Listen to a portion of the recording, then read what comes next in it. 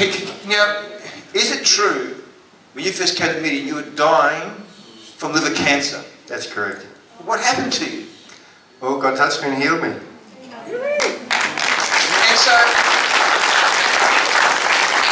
so you actually had tumours on your liver. I had it in the bladder, I had 2 tumours in the liver, and in hindsight I actually had one on my spine too. And so what did the doctor say to you about this condition? Well, they told me there was no hope. You're going to die. Yeah, it was rare and incurable and aggressive. And I shouldn't be here right now. Well, explain to us why you're here. What happened to you? Well, I pursued Jesus for a miracle. I just sought Jesus straight away, and then I Googled Healing Evangelist Australia. John's name came up, and I started pursuing his ministry, and praise God, I received a touch one day.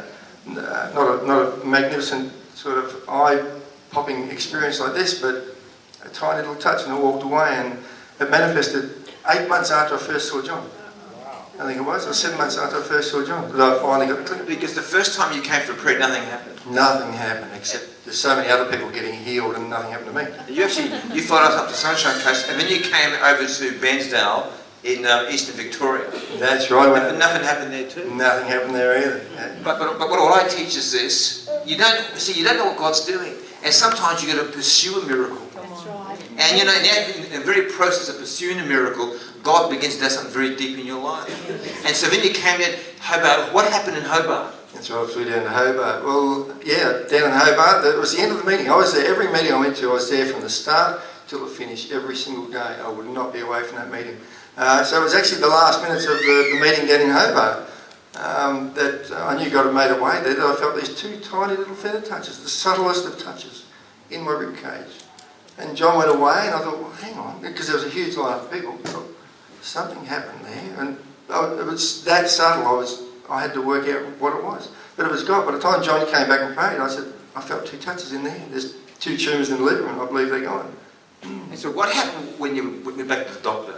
Well, when I went back to the doctor, which was I think 2 months or 3 months after that, he was just flabbergasted. I wish I had a movie camera. So he was shocked. He was shocked. He fell back in his chair after seeing all of it. He opened the results up in front of me, and all the body scans, everything else, and he actually flopped back in the chair and he says, "We can't find any cancer in your body."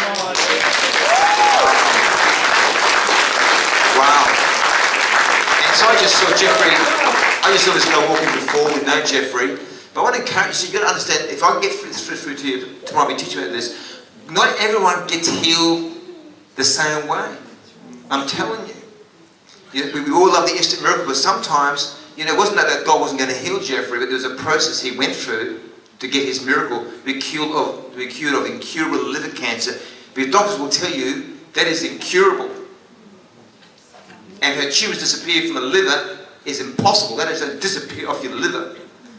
And so it's amazing what God can do. It is amazing. You just, sometimes, like me, you just got to pursue and just don't ever let go. God bless you, man. Thanks, Jeff.